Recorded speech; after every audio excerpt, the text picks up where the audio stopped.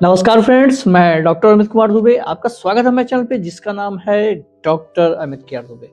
आज हम आपको बहुत ही ज़बरदस्त चीज़ों पे खुलासा करने वाले हैं और ये खुलासा ये है कि ये चीज़ आपको कोई नहीं बताएगा कि आपके जीभ के साइड में जो आपको बार-बार अल्सर लग रहा है और बार-बार छाले लग रहे हैं, ये आपके छाले नहीं है, कुछ और है।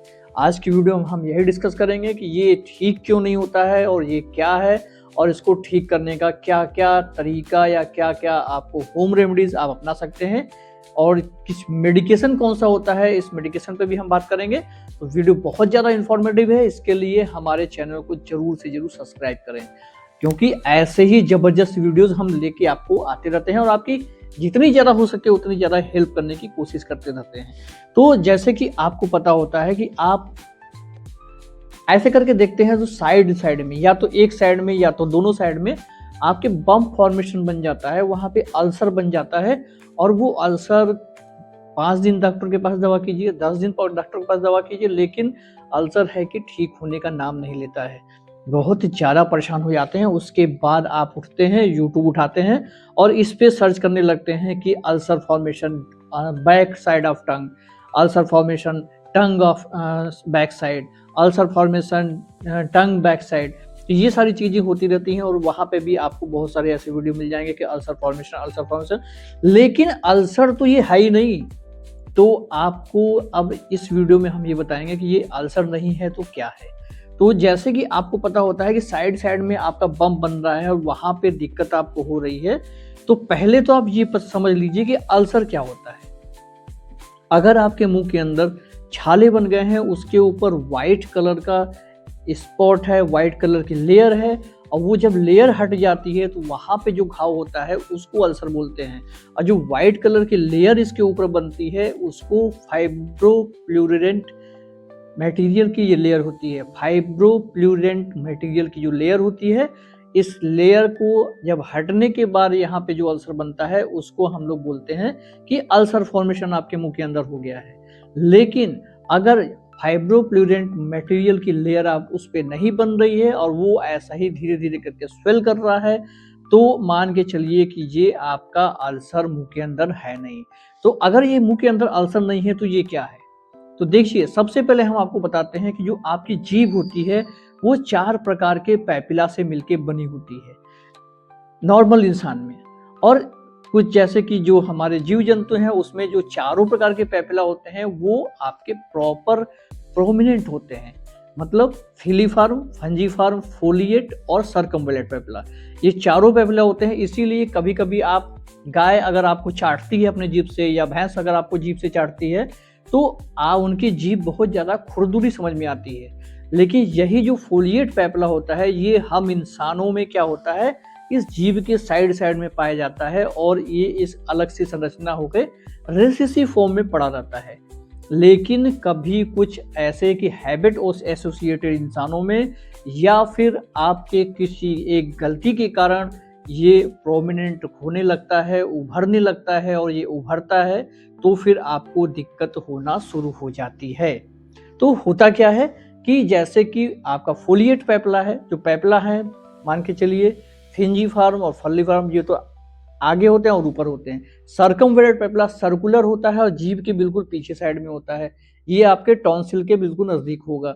और जो फोलिएट पैपिला होता है इस साइड में दोनों साइड में बिल्कुल कॉर्नर पे होता है।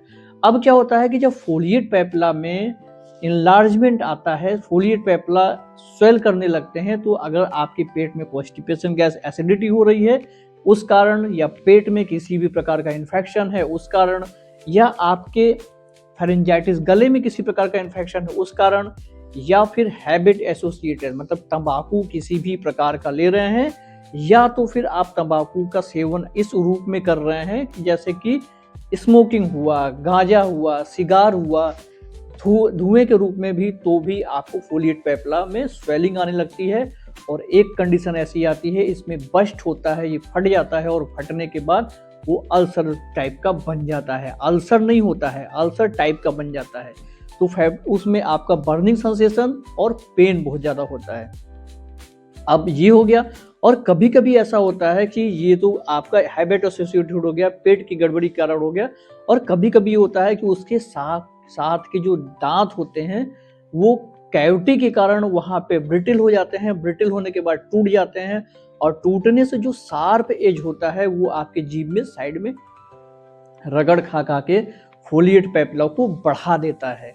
तो उस कंडीशन में भी आपकी जो फोलिएट पेपिला है वो बढ़ जाते हैं।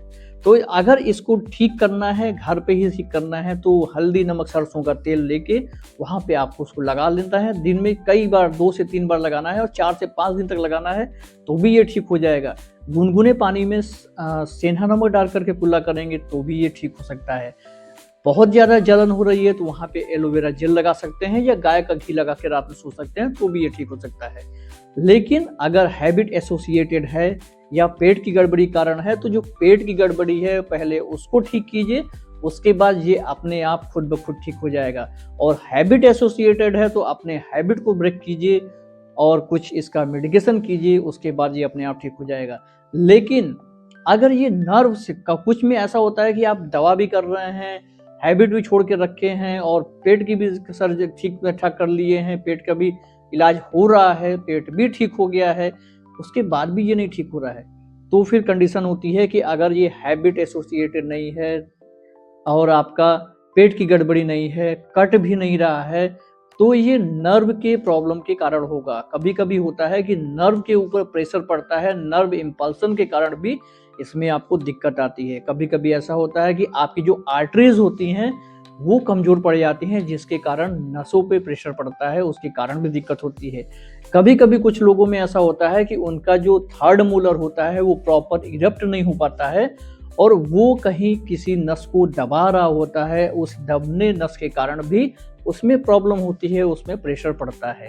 तो ये सब नसों के कारण भी अगर होता है, तो ऐसा नहीं है कि ये आप मान के चलिए कि आपको ये प्रॉब्लम हो गई है, मुँह के अंदर ये अल्सर नहीं है, और ये अल्सर नहीं है तो ये कुछ बड़ा रूप ले लेगा और ये कैंसर के रूप में नाम धारण कर लेगा। अगर प्रॉपर आपका डायग्नोस हो गया और प्रॉपर इसका डायग्नोस हुआ, तो प्रॉपर इलाज चलेगा, और इलाज चलेगा तो आप 101% ठीक होंगे। तो इसका ऐसा है ही नहीं कि ये कैंसर के रूप में तब्दील हो गया है, या ऐसा मैं बोल रहा हूँ कि अल्सर नहीं है तो ये आपको क्या है। जो बम्प फॉर्मेशन होता है, प्रॉपर उसका डायग्नोस कराना चाहिए, और अगर डायग्नोस है उसके बाद ही आप इसको इलाज करेंगे, तो जाके ये बिल्कुल 101% ठीक हो जाएगा।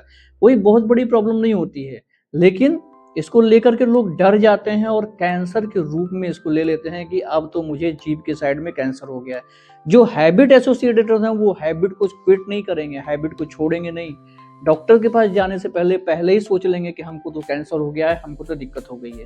तो इसलिए मैं आज भी अपने इस वीडियो में बताऊंगा कि किसी भी प्रकार की बीमारी का इलाज डॉक्टर के पास होता है, और आप ऐसा नहीं है, जैसे मुझसे ही कई लोग फ़ोन करके पूछते हैं कि सर ऐसा है कि मैं जीभ की फ़ोटो भेज दिया हूँ, आप ऐसा कीजिए कि दवाई लिख करके दे दीजिए।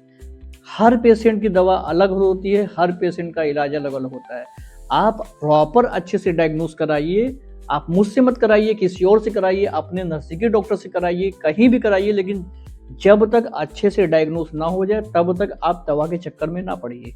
क्योंकि दवाएँ तो आप बहुत सारी खा चुके हैं आज से पहले, क्योंकि बिना दवाएँ खाए आप चैनल पे आए नहीं हैं, और चैनल पे आए नहीं हैं तो आपको पता ही नहीं है कि भाई क्या होता है। तो इसलिए आपको सबसे पहले प्रॉपर इसका डायग्नोस कराना चाहिए, और उसके बाद ही जाके आपको किसी प्रकार का दवा लेना चाहिए।